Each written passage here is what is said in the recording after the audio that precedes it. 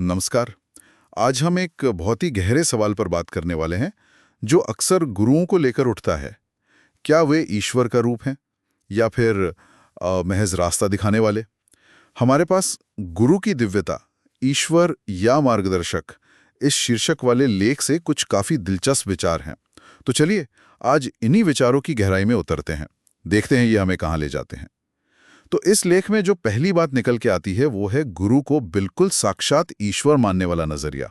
हाँ, जैसे कि आप देखें, हिंदू परंपरा में कृष्ण को भगवान माना गया। बिल्कुल।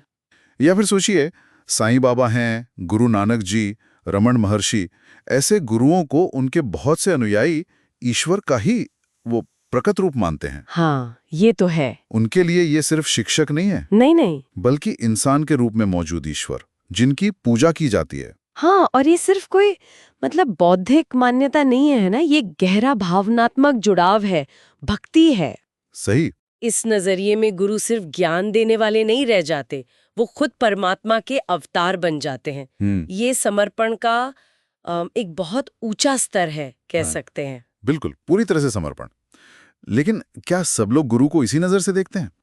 लेख एक और पहलू भी दिखाता है जो काफी अलग है, वो है प्रतीकात्मक नजरिया। अच्छा। प्रतीकात्मक। हाँ। इसके हिसाब से गुरु ईश्वर तो नहीं है, पर ईश्वर तक पहुंचने का एक आईना है, या कह लीजिए एक माध्यम है। माध्यम। वो व्यक्ति को अपने ही अंदर की ईश्वर को पहचानने में मदद करते हैं। ओके।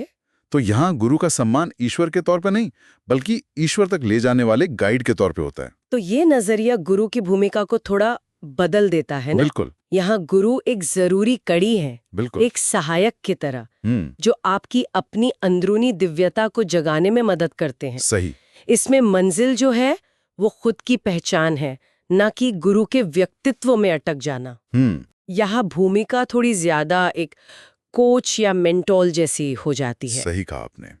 और फिर देखिए, आजकल एक तीसरी सोच भी काफी सुनाई देती है, थोड़ी ज्यादा आलोचनात्मक है ये। हाँ, आधुनिक सोच कह सकते हैं। हाँ, कई आधुनिक विचारक इस बात पर जोर देते हैं कि भाई किसी भी इंसान को भगवान की तरह पूजना ठीक नहीं है। बिल्कुल।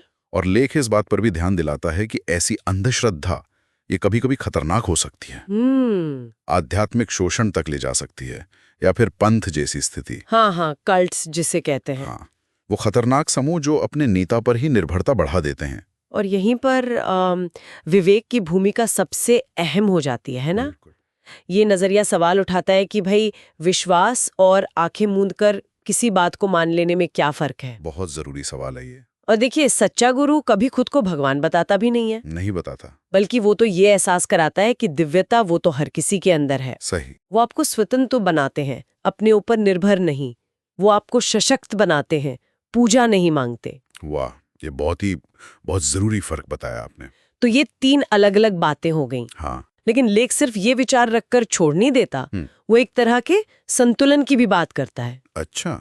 एक बहुत खूबसूरत मिसाल दी गई है उसमें कि सच्चा गुरु एक दीपक की तरह है। दीपक की तरह। हाँ, वो रोशनी तो देता है, लेकिन रोशनी उसकी अपनी नहीं है। वो तो असली स्रोत से आ रही है। अच्छा, गुरु पवित्र है, जरूर है, शायद दिव्य भी हो सकता है अपनी सार में। हाँ। लेकिन वो जिस सच्चाई की तरफ इशारा कर रहा है, वो सच्चाई किसी एक इंसान या नाम या रूप से कहीं ज्यादा बड़ी है। अगर इसे पूरी तस्वीर में देखें तो गुरु का महत्व तो है, बिल्कुल है। हाँ।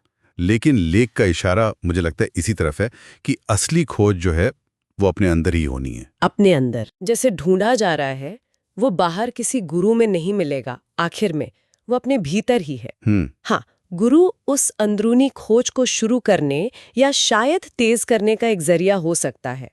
तो स्रोत असल में हमें ये सोचने पर मजबूर करता है कि गुरु के प्रति सम्मान और व्यक्तिगत विवेक, इन दोनों के बीच का जो नाजुक संतुलन है, वही शायद असली आध्यात्मिक यात्रा है। तो कुल मिलाकर इस लेख से यही समझ आता है कि गुरुओं का आदर करना एक बात है, बिल्कुल, और उन पर पूरी तरह मोहित हो जाना, आंखें बंद करके, जिसमें सवाल पूछने की कोई गुंजाइश ही ना बचे, हाँ, वो दूसरी बात है, और शायद खतरनाक भी हो सकती है। महान शिक्षक तो यही चाहते हैं, जैसा लेख कहता है, कि उनके अनुयायी उनके पीछे ना चलें, बल्कि सच्चाई के पीछे चलें। और यहीं पर एक सवाल हमारे लिए छोड़ जाता है ये लेख सोचने के लिए। क्या सवाल? कि कोई भी व्यक्ति अपने मार्गदर्शक के लिए श्रद्धा और अपने अंदर की सच्चाई को खोजने का जो आखिरी लक्ष्य है, उसके बीच तालमेल कैसे बिठाएं?